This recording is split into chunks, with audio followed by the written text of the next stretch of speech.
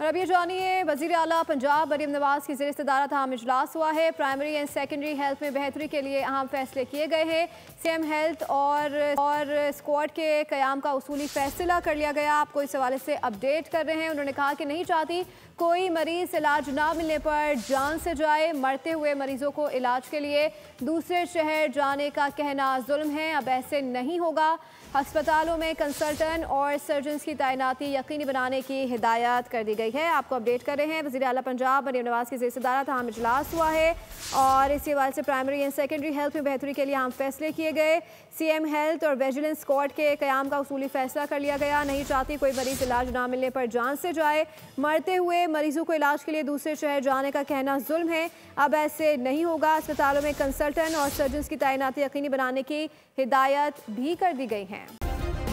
Subscribe करें और bell दबाएं ताकि कोई खबर रह न जाए।